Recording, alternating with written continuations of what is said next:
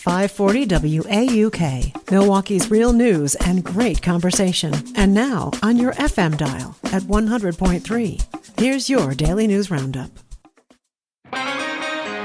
With local news on 540 WAUK on 100.3 FM, I'm Stuart J. Waddles. Home sales in the Milwaukee area rose again in April. Prices also moved higher as buyers kept competing for limited listings. The Greater Milwaukee Association of Realtors says sales were up 11% from a year ago, with the average price climbing to just over $431,000. Officials say more homes are coming on the market, but not enough to ease pressure on buyers just yet. They also say the market still needs more supply before prices can start to cool. Concerns over Milwaukee's wastewater system are growing. 9 county supervisors now want an outside audit. They want further inspection of Veola's work at the Jones Island and South Shore plants. They say the issue is bigger than politics because it could affect flooding, water quality, and public safety. The push follows accusations from Common Ground and whistleblowers who say the plants are being poorly managed and underused during heavy rain. Veolia calls the claims untrue, and MMSD says they're still in the middle of a contract review. It's all news all morning from 540 WAUK on 100.3 FM. A man is in custody in connection with the disappearance of a Dodge County woman. The Beaver Dam Police Department says Alexis Nelson was last in contact with her family in May of 2025. Aaron Nelson is arrested and charged with first-degree intentional homicide and hiding a corpse. No other information has been released.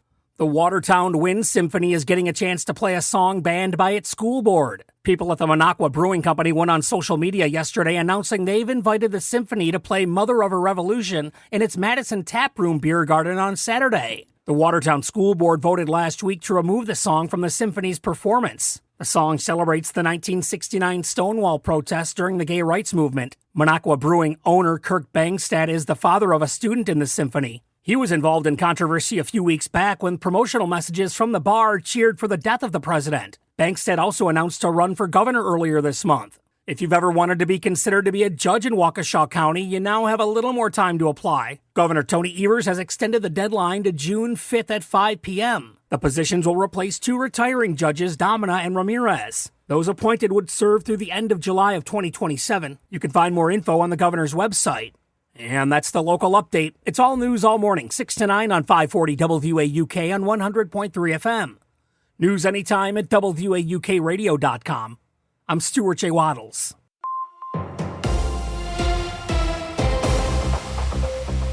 With Civic Media News, I'm Terry Miller.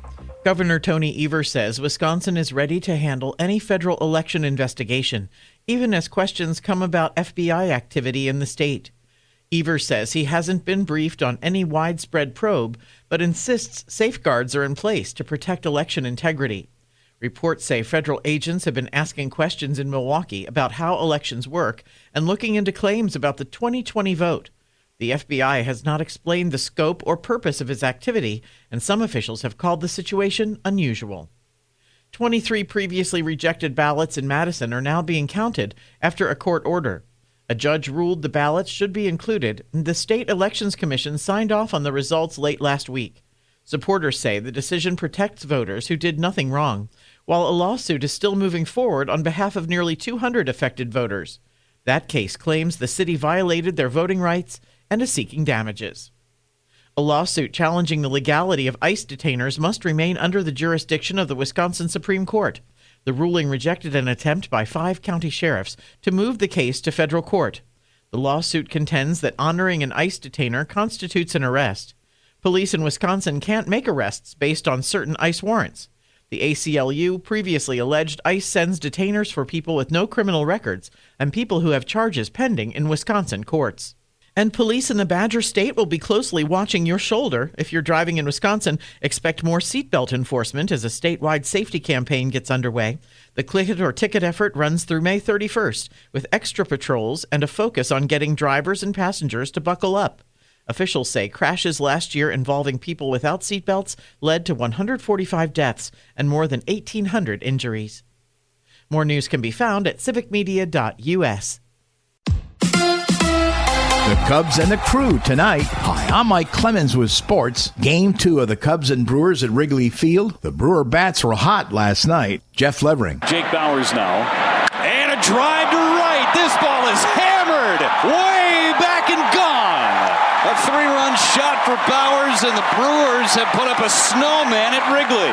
My, oh my, was that ball touched. That made it 8-0 Milwaukee. The Brewers with a 9-3 win at the friendly confines. Pat Murphy. Bowers was incredible again. He's been swinging the bat incredibly good, and Churio and Vaughn and Frelick gets the big hit there. Joey Ortiz had a great game. The Cubs would not score until the 5th against Brandon Sproat. You know, their guys, Sproat's good at is keeping the ball on the ground. That's what he's been good at. That's when he's had success this year. That's what he's done. It was a night that the ball needed to be in the air, and he kept it on the ground. That's Cubs manager Craig Counsell with Sports. I'm Mike Clemens. Breezy this morning, mostly cloudy all day with an isolated shower or thunder shower possible. We'll be in the 70s this morning, dropping into the mid-60s by later this afternoon. Tonight down to 46. Tomorrow, partly cloudy with a high of only 55. I'm meteorologist Sean Cable. That's your Milwaukee News Roundup from WAUK. Find more news anytime at WAUKradio.com/news. Subscribe to this podcast on Spotify, Apple, or wherever you find your podcasts.